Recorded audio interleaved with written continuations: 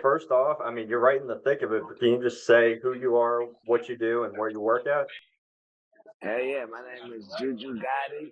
I am the social media, what am I, correspondent, manager, whatever you want to call it, of the Dan LeBatard show with Stu Batts. I'm a part of Metal Lock Media in affiliation with DraftKings and DraftKings Sportsbook. Yeah, it is. Start off, you want to just tell me a little bit about your background and how you wound up getting linked up with LeBatard Show? Shit, long story short, life had led me down a couple wrong paths, you feel me? And I ended up homeless for a while. While I was homeless, I discovered the show through the ESPN app because I didn't know you could watch TV shows on your phone. And through that, I fell in love with a character from the show called Greg Cody, or named Greg Cody. I Cody tattooed my leg because he believed in newspapers so much, and I feel like that was kind of hilarious, being that we in the media age and computers and Steve Jobs and you know what I mean, Steve Ballmer, and so his belief in newspapers kind of sparked me to believe in myself. You feel me a little bit more. So I used him as like a muse, if you will, and then the Super Bowl came to Atlanta where I was living in. Went to a Go Lick and Wingo show. It was affiliated with the show. Took pictures of my tattoo with them. They sent it to the people. They told me to call it the show. We got the rapping, and that's how it happened. You feel That's what's up. So I want to start here with the show. I feel like put it on the poll, Juju at LeBatard Show is something that's said about 20 times an episode, right? So start yeah. me there. Put me in that place when Dan is saying that on the show, what you're doing, and why polls are so important for the show.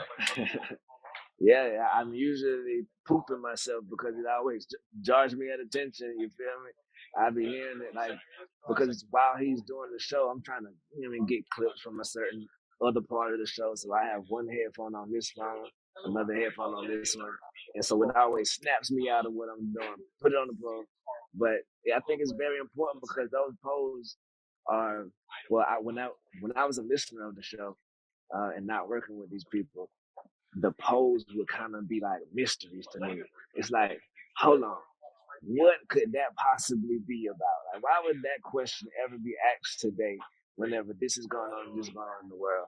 And when I listened to the episodes later, it was like, okay, spoiler alert. You feel me? But now it's more important now because it's those polls have so much engagement. You dig? Like thousands of people vote on simple things, but when you think about them, it's like, yeah, what do you wipe when you sit down, or do you stand when you wipe it? Yeah. It's just like this hilarious thing to get your day going. You feel me? And our Yeah. sponsors, and our great sponsors. Salute all our good sponsors of all these great things. You feel me? They think it's just as important as I do. Run me quick through what a day in your world looks like. A day in my world, Yeah. wake up around 6:45 or so. You feel me? Put a little mental oil on myself. But when I say mental oil, I do my meditations, do the things that remind me to be present. You know what I mean? I wake up and do that. And then around 8 o'clock, we have our production meeting with the show where all the ideas are bouncing. And you see some on the board behind me. We got a big board over here full of ideas, pretty much. Mike to give us the rundown. We pitch our ideas to Mike. We go live at 9 o'clock. We go live, and I start listening for clips instantly and pose. You dig? After 9 o'clock, we stop around 10 o'clock in the morning. Um, we get our first break, cutting clips more. It's just a clipathon. It's just pretty much just a clipathon. You have fun. You see Dan in a ridiculous outfit. You laugh at him. You make fun of him. You see somebody in wax shoes. You talk about them, and then you keep cutting clips. For you, what is like a good clip as you're listening on? Like, all right, that's going to make a good clip for social. I mean, anything that just catches my eye and doesn't put someone in an embarrassing situation. Like I never want people to. Bomani Jones gave me a great phone call one time during his job and reminded me of certain ways to post and certain things because certain aggregators out there, they love they'll clip you off And so stuff that's whole, like a whole piece of a pie or a whole piece of the meat, you feel me?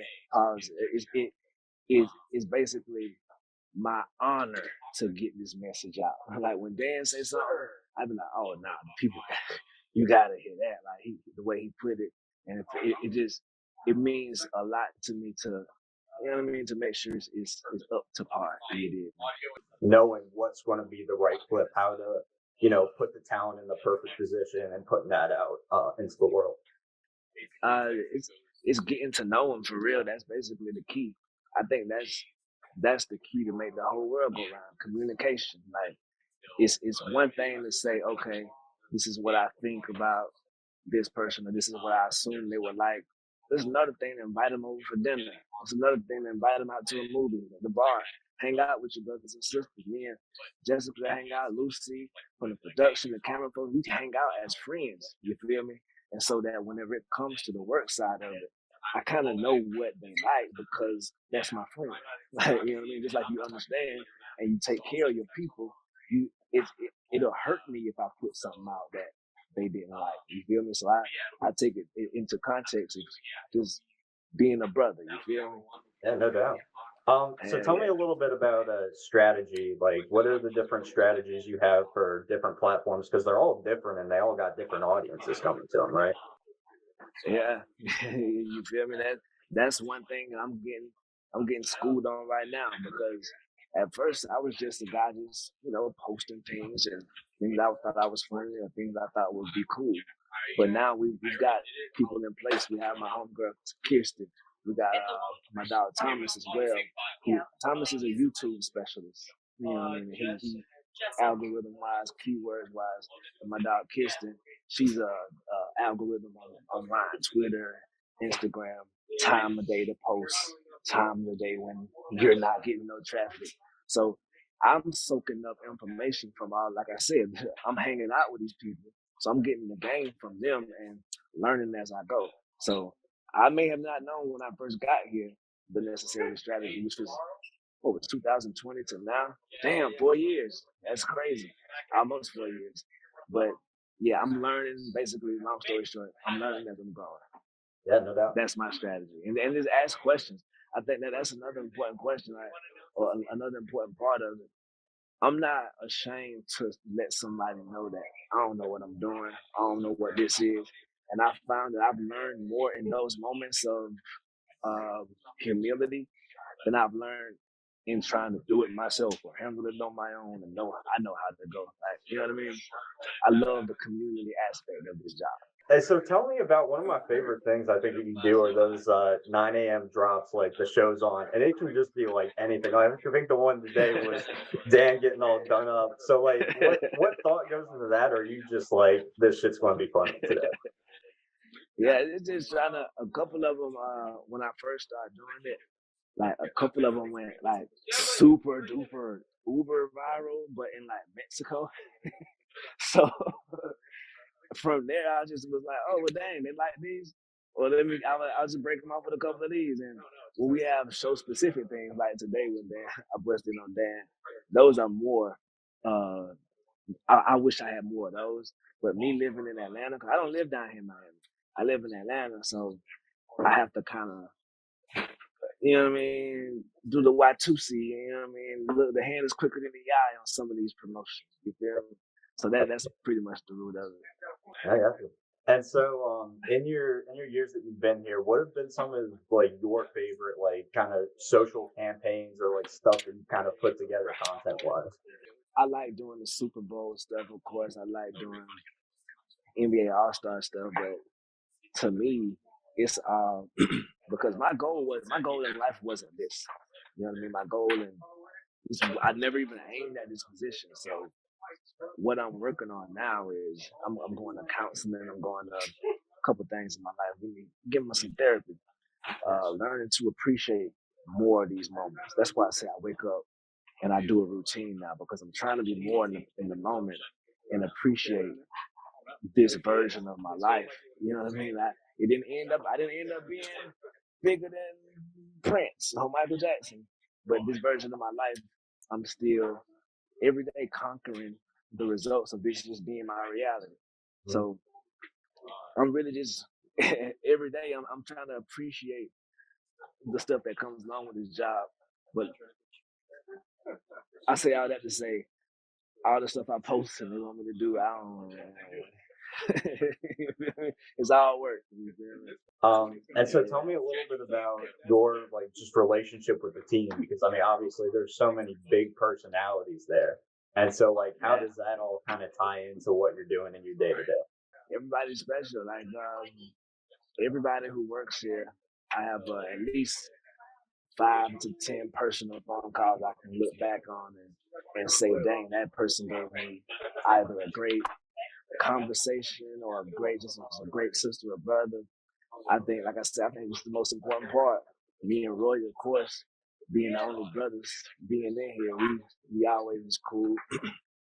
Chris Cody, me and him got instantly cool as well. I got a tattoo of his dad. And so he was one of the first people to show me love and invite me out. We went out to eat and whatever the case was. Tony, of course, that's my partner. We do all our shows together. Saturday Night Live.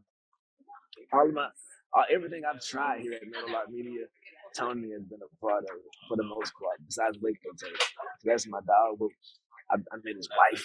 You know what I mean? Birthday parties, we live life together. Right? You know what I mean? Mike. We went to concerts together in New York. We went to Yankee game. We went to a couple concerts in Atlanta. Raves. His wife is cool. Like I was in his house watching soccer games. Chris Winningham, Jeremy Tesher. Everybody around here, bro. We just all the family. And I think that when we first was put together after the pandemic, we didn't necessarily know how great each other were, or just how important that part was, because we were just coming out of self-isolation. But as we've grown, as the time has gone by, we've trusted each other a little bit more. And I feel like the results are showing, because more than the content, I feel like it's getting better. I think that just the overall vibe and just the love flowing through here is getting phenomenal. So like how much of would you say the content that you're doing and also like what you're putting out in the social is just like trying stuff and like being experimental with that? Right. I would say when it comes to Dan and these costumes and ping pong, like a lot of that, everything is a try almost, because they're so different. Like these are not 20-year-old men that are willing, that even know the trend. First off, I gotta introduce the TikTok to them. Like this is called TikTok, and on here they do videos and dances. So it's like all of them, getting the buy-in is always hilarious. But yeah, it's what it's. I don't know. It's just making. I get joy in seeing Stu Gotts try some young person stuff and then put on this. It's just like all love, in my opinion. So talk to me a little bit about TikTok, because that's such like it's one of the newer platforms like relative, but it's also like so niche and really tricky sometimes. So like what's been your approach to it? And you talked about trying to get some of the old heads in on dances and stuff like that. So like what's the approach for you been like for that? Right. I've leaned on, because TikTok was new to me as well. So I leaned on my brother Mike Fuentes and my sister Kirsten right here. They pretty much, they know the thing. Hey, y'all come in right quick. I'm doing an interview with Barrett Media. I want to show him, you know what I mean, who's in charge of the TikTok. Yeah, you feel me? My dog Mike Fuentes, you feel me? I lean on his expertise the long way when it comes to TikTok and algorithms and everything, man. And my boy Be Fresh too, so don't think about it that way. You did, but yeah, man, he's a whiz with all that, and he's a great producer. Like I said, that's a good example. I didn't know TikTok. I know Instagram, I know Twitter, I know, you know what I mean? So I'm not ashamed, bro. Hey, bro, you don't understand this a little bit more than me? Show me how to, you know what I mean? And the more we do it, we realize, hey, bro, do it this way, you know what I mean? And leaning on him and my sister, make the dream work. You did. Yeah, for sure. Yeah, how important is that for you just personally to have like a team that you can lean on for like new and emerging platforms like that? Right. It's important, because the first, from 2020 to 2023, it was only me. And my dog Cortez as well, salute to Ryan Cortez. He always, whenever he can find time to help me out, he can help me out, take clips from the show or whatever, and different shows as well, because we had like 18, 19 podcasts. But that whole time, I was so like petrified that I was gonna make a mistake, because we got Jamel Hill, we got Dan LeBatard, we got Bo Minor, we got intelligent people, you know what I mean? And me putting their words down online, I felt the pressure of that from 2022. The first formal help came in, because I'm just that kind of person. Like, I have to learn to live better with regrets and all of that stuff. So if I make a mistake, it's gonna, oh man, if I make a typo, oh my God, if Clay Travis aggregates this, oh my God, like, fuck, like, and so it's been very important for me to feel like, dang, if I do make a mistake, it ain't the end of the world, man. And if I do need help, I got you. You know what I mean? And through no fault of Metal Rock Media, you know what I mean, this first 3 years, they just thought I could handle it because I was acting like I could. And they didn't know I was juggling all these plates. But now that I got help, bro, it's way more fun to do it, and way more, like I said, therapeutic just for me as a man to just be able to lean on a brother or a sister for help, like, because I'm used to doing everything alone, and I don't think that that's healthy in the long run. I mean, to me, it's always chaos. You just gotta you gotta get the ideas from somebody. This right here is our COO right here, Carl. You feel me? I'm This doing an man interview right with here? Barrett Media. This man right here? Nah, man. Look, and he stay fresh too, so don't do that to him either. You feel me? But yeah, bro, it's like I say, that's our COO, and he walking around talking to us. Like, you feel me? Like, he walking around being around us. It's not no corporate situation where we gotta email 10 people to get in touch with these folks. I know the strategies and stuff moving forward because he tells me directly. Like, you know what I mean? Like, okay, cool. We got this for Super Bowl. These ideas are on the table. These ideas we're gonna do. And then I understand because I'm getting it from the man himself versus 20 email chains. You know what I mean? Which is cool also. Salute to the email chains out there in the world. I see y'all. But I've learned easier here because of the family approach of Mellow Media. And wrap up, anything else you want to say? Any bold takes about the social media space or anything like that? Man, I think that we need to show more love, man. If we can all band together and just, no matter what your allegiance is, if your show is left, right, if your show is pro, if your show is not, if your show is Democrat, Republican, bro, we can all do a better job of showing each other love, man, online. We don't gotta stoop to all the negativity that the world is used to. It's up to us to be the change we want to see. So I feel like us social media people, like, yo, people be listening sometimes where we be tweeting and stuff. So if we can, let's make it more about peace and love. And if we do have opinion, let's make sure that thing is wrapped still in respect. You know what I mean? We don't have to necessarily make people feel bad just because we have an opinion. You know what I mean? If you're a Utah Jazz fan, you can't murder me because I like the Pacers. That's just, I'm sorry. You know what I mean? It's like, well, we both love the NBA. Let's just try to get the game. Let's progress the game. And so let's progress the game, social media people. Like, let's progress the game with love, man. And salute to all of them. You did.